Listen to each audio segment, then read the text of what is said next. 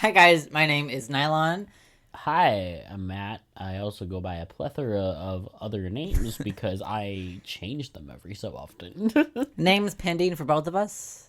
Perhaps.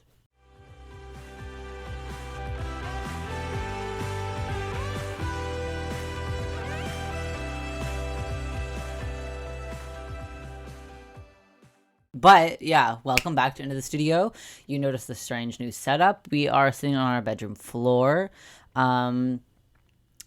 Just like to preface this, if you're not following us on like Instagram or social media, we had like glitches after issues and stuff like that. So we're not going back in the studio again to record these episodes. We are doing them from our studio at home, which Yes. is against the wall.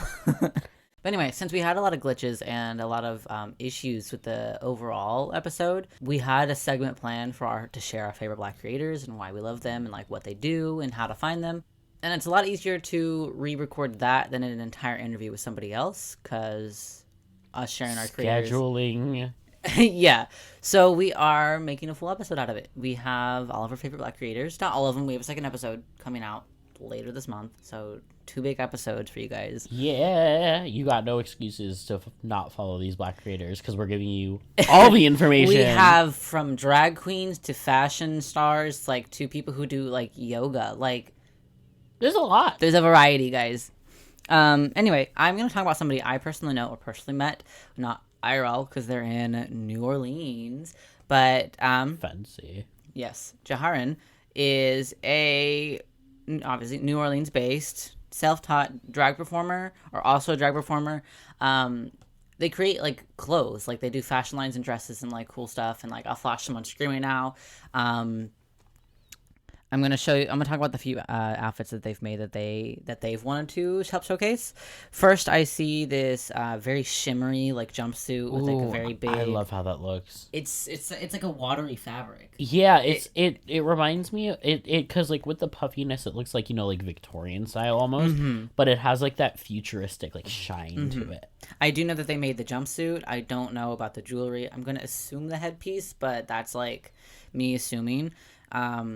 A belt across the thing, like the big drapey things out of the headdress. It really screams to me like it's like a water outfit, especially with like the things dangling off. Especially with the things dangling off of their headpiece. It's very pretty. I like it. Yes, very pretty. Another thing they wanted to point out, one of their favorites, was like this really. It's like a ballroom gown dress. It's really pretty. I love that. Oh my god. They made that garment as well as the dress that their friend is wearing. It's like a shorter style dress with no sleeves. Both are like really, really pretty. I love that. And then here are some of my favorites. They're bland and boring. I get it. But it's in colors. But the mask. Yes! I love. So if you guys can't tell, if you're not looking at what I'm wearing, I wear a lot of color blocking things, so a lot of bright, boring colors, I guess. Not boring, but You can't put bright and boring in the same sentence. well, you can, but I did. But I wear a lot of plain colors that are very bright or vibrant, but like there's no designs or logos or patterns on them, so I'm just like, I guess one big color block. What? But they had this like tennis ball green dress. Tennis ball. I don't know. I'm thinking of like a lemon lime candy. That's what a tennis ball color is. No. Lemon lime. Tennis. Tennis.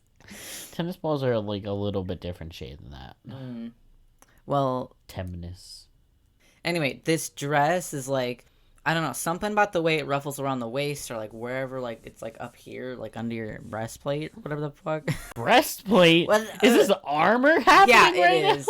now? But it's like right under the chest. It's like it comes up and like the pleats there, but like it's a really loose fabric. I don't know. It's really pretty. And the mask that Bam here mentioned. I can't remember what they said in the caption about this, but this is something I pulled off their Instagram, and it was just like, bro, the Cthulhu core is sucking me in. I love that. I don't know. I just really like it.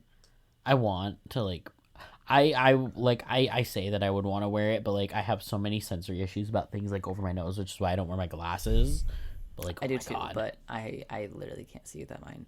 But yeah, I keep looking at it because there was no video on this, right? So I'm just imagining like moving your head and like fucking and it like swaying. Oh my God! Stop hitting the And mic. it's swaying everywhere. I'm gonna move this a little bit, okay? No. Anyway, you can find Jaharin at Jaharin Jahreen, and their drag account is Queen Kwan. Ooh, I love that. QWEENQUAN on both on Instagram. They have a fundraiser that they're doing to help raise money for their own art studio that could possibly turn into a storefront for their clothes, I think it was. But like, it's going to be in the bio. It's going to be in the bio. It's going to be in the description. Wherever you're going to find it, you're going to find like a link tree to all these folks. And it's also going to mention, while we're on the topic for GoFundMes and fundraisers, we're going to have in, I think, the link tree, a separate link tree to a bunch of fundraisers and GoFundMes for people who are escaping homelessness and stuff like that. Because like I come across, at least on my Instagram, a bunch of people like asking for crowdfunding. So Yeah. we're going to share those links for you guys. Mutual aid is the best way to give access to like people, especially Black trans people. Absolutely. Jaharin is also doing Queen Kwan's Queer Content Cabaret, or Triple QCC. It's a showcase of queer talent in all forms, drag, burlesque, live singing, music, clowns, fashion, more. Yes. Possibilities are endless is what they've said. Warm-hearted, sometimes even sexy, inclusive experience. So obviously, like, it's burlesque. It's a bunch of queers. They're going to express their sexuality. I love. But these are like live shows in New Orleans, and I think they have there's like been to jockstrap wrestling. Obviously, a very very gay event, so not something to bring your kids to, but like it sounds fun. I've never been to New Orleans. It's so fun. I want to go to New Orleans to see it. Are you kidding? But yeah, I think it's just so fun. And like the videos and like I'm gonna share my favorite headdress on screen. It's like a big thing of flower. Mwah. It's beautiful. I'm just obsessed with everything that they've created. And they also do, I think what I found is they had like a zebra bulldog harness, and I've looked into harnesses for what is it? Harness? My autism. Deep pressure therapy. So like like what a it compression. Yeah, set. except I can't wear like a full. My autism. I can't wear a full compression garment because I get freaked out when my clothes are too tight. But like a harness would be tight in specific areas. I've thought about it. That's how I think I like latched onto their Instagram. Our next artist is someone great. Their name is Jer, and their @ is Ska2 Network, and oh my god, their entire profile, both TikTok and Instagram, just basically they do ska covers. They're based in Florida, and they're also like a freelance in music, but most of their like their fame, especially on TikTok, is coming from ska covers of songs that aren't actually ska.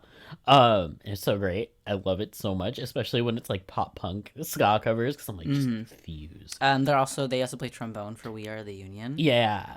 Trombone players for the win. I'm a trombone player, guys. I played trombone for a hot second in 4th to 5th grade, and then I played clarinet, and then I hated the clarinet for some reason. So why? That's my instrument. Anyway, I don't have a logical reason. Clarinet phobic. But Ska2 Network is going on tour starting February 19th in Austin, Texas. For their first tour date, which be Austin, Texas. Not their first tour, but you guys know what I mean. You can find their stuff in the description as well, and their own link tree and their profiles, stuff like that. Yeah. Oh my god. I think the image I'm looking at now, because it's the one I saved, is like, please be my Scalentine with the heart. I'm like, it's so fun. I love that. You have you heard the thing where it was like ska sounds like an 11-year-old who has mozzarella sticks? You mean me? Okay. Anyway. Oh, what? All right, and I guess because you can't really describe what music looks like, we're going to put in some audio clips and some videos of like their content that you can find on their Instagram, and encourage you to go find them and follow the rest of their account and like, look at the rest of their stuff. So enjoy some music, I guess. Perceive them.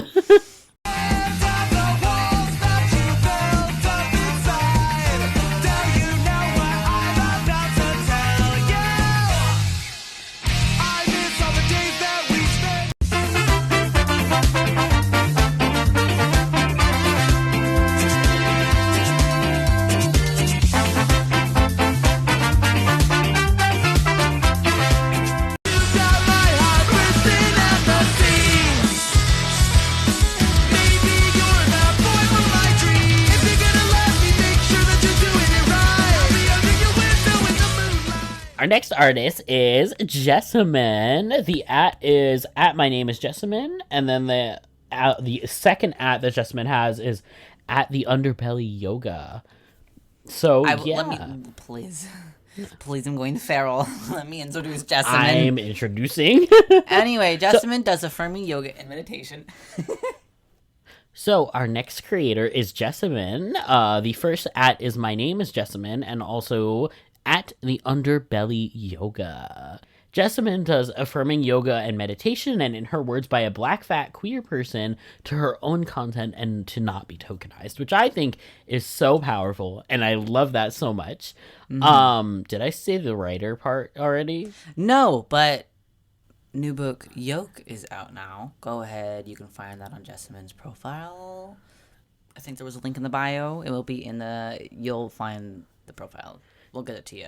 I enjoy creators who do like yoga and like fitness and stuff that have like non-traditional bodies that you'll see in media, especially like fat and just fat people and like queer people and stuff, because most of the fitness accounts that I follow are like cishet skinny people, and it gets very tiring, and that's why most of them are on mute. So like, yeah, I love me some yoga. I also think that Jessamine's profile is like super honest. Like you'll see, I'll put up some photos now, but to describe him, Jessamine is sitting. It says the underbelly yoga on their sports bra.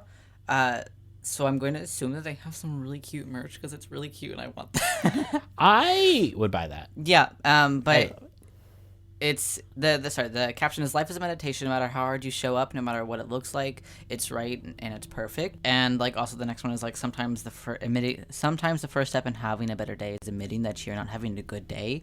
Remember that you are. Remember why you're here. Remember that it's okay and all these it's okay to be all these different things. And I think affirmation. There's a dog in a blanket. I think in all of these photos, or in a good portion of them. Blanket cave. There's also like a dog parent one, and front of a magazine from Self Magazine. Yes. Announcing 2022 Fitness Advisory Board, the future of fitness with Jessamine Stanley. I haven't read it, but no, literally all the cover art is like so pretty, and like I guess when there was another photo shoot done, Jessamine is like, I'll put it up now, but like it was a fit. Yeah, and like I just. Again, with like fitness and non-traditional bodies, like it's so empowering to see non-stereotypical fitness people, because like fitness is for everybody. Well, yes, fitness is for everyone, and like regardless of how your body is, like you're deserving of respect and all that.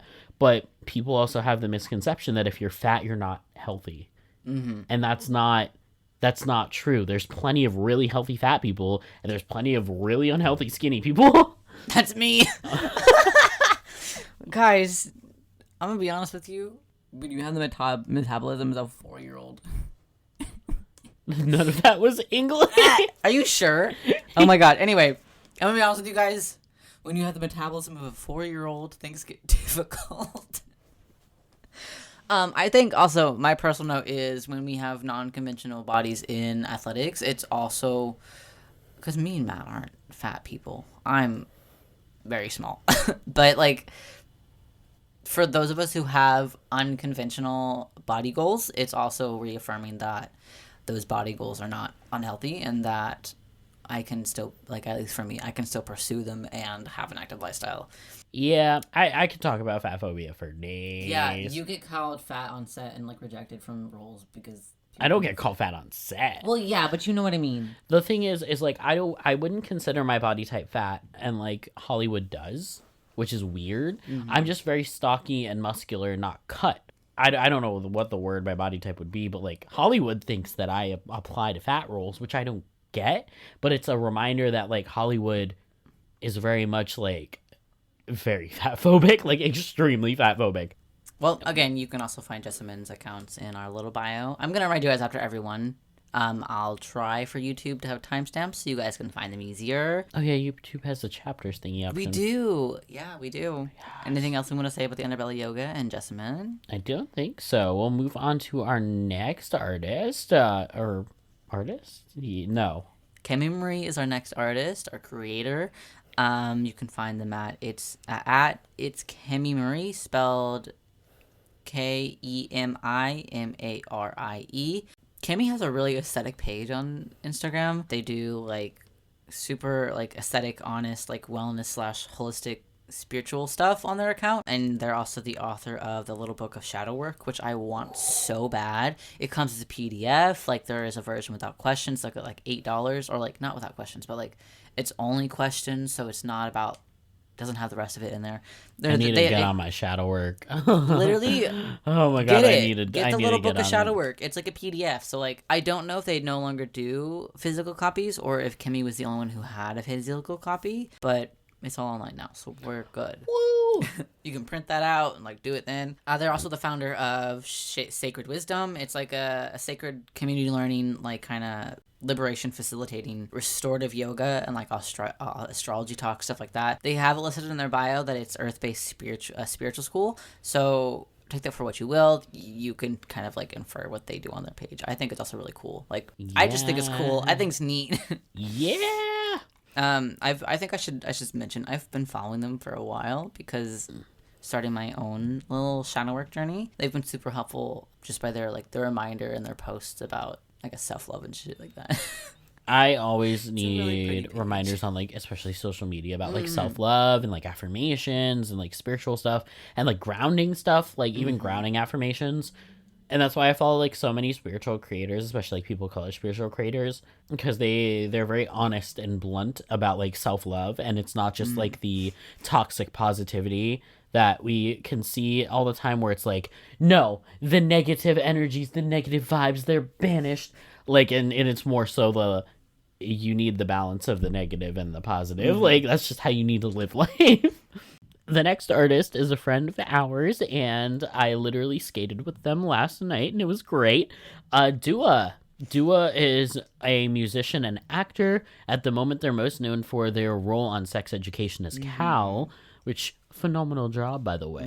But they are a musician first, and then just happened to get into acting like that. Sex Education was their break into the acting world. And there's so many songs that is great. Oh my god, I'm thinking of one. I can't remember. They just dropped a song. Give me your phone. You guys probably hear this. No. Crossover, the EP is available. You can find it on their website. Dua also is a proud non-binary lesbian, which is fantastic because not a lot of people accept, I guess, the fact that people can be non-binary and a lesbian, and it's actually frustrating, especially from like transmedicalism or like TERFs. You can find them at Do It Like a Dua, so it's Do It Like and then Do It DUA on Instagram. So anyway, as of a week ago, Macrodosing is out. Dua's new song, so go stream, go look at the music video, go look at everything. They performed it for Netflix. Yeah, and like go stream it. Go stream all of their music. Their Instagram, like they've been shooting for Vogue recently. They shot a bunch of stuff for like Sex Education when they had the H&M crossover. They have so much going on their profile, so much aesthetics. They also have a TikTok, and they post a lot of just like some like TikTok stuff, but they also go live on it fairly recently. Not fairly recently. They also go live on their TikTok like pretty much like every day. Like I see them as I'm scrolling like every day, and I'm just like, hey Duo, what's up? But yeah, now they're a skater. They're learning to skate. And yeah. Oh, Dua also uses Z-Zim pronouns. That's fun. And yeah, so we got the same neopronouns, except mine are with a Z. Our next artist is my friend also. He's an actor. His name is Jamie K. Brown. So Jamie made his debut in film and TV world off of David Makes Man and plays the character Ashok.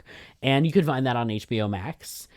It's in the second season, I believe. And they also run a large TikTok account called Oxenfree Ollie. Yes. They also run a TikTok account called Oxenfree Ollie, which is basically a story about a kid named Ollie who finds out that his estranged dad is actually a trans woman. And it's like the whole journey of that, like reconnecting, FaceTiming, all that.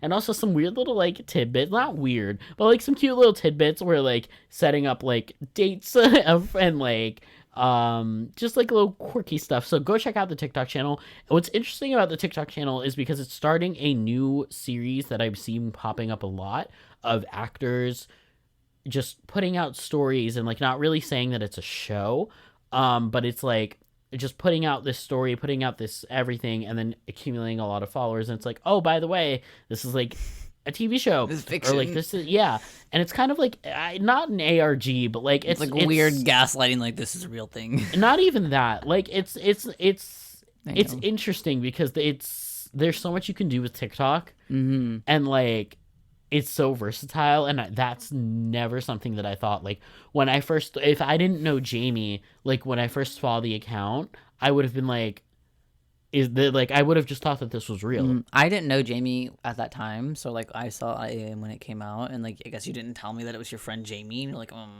but I came across it, and then then we had the conversation after I brought it up. I remember this because you had brought up the TikTok. You're like, "Hey, someone's dad turned out to be a trans, and they're also trans." All this, and I was like, "Oh, haha, that's cool." And then I scrolled and I found the page after, and I was like, "Oh my god, no, this is Jamie." And then I was like, "Wait, is this like a story? Like, I what's was going played. on?" I was played so hard.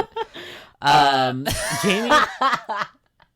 Jamie is also a voice actor and does audiobooks, and it does like narrator shit and like just a triple threat. It's like at PHR Audio on Instagram. I'm gonna check that out when we get out of this. Yeah, I think that's their rep. Well, that is our last artist for this episode today. Yeah. I'm going to make a note to point out we will be having educational resources in the description below in our link. We have chosen not to share profiles of folks who make their profile for education because we see a lot of that. There's a lot of people who are always like, oh my god, follow this person, they're a Black educator, but we share creators.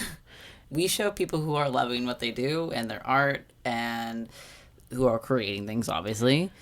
It's also the thing that like follow Black educators, but you shouldn't expect Black people to educate you about anti-racism stuff. Like you should be doing that on your own, just so you I guess have a more nuanced details about why we have Black History Month and specifically why it's in February and stuff like that. Educate yourself. Yes, and we will have these resources build, I guess, over the course of the month. We need to get on that and like pull them all together for a link tree for you guys, but that should be live around the same time this episode is. So yeah, go check it out.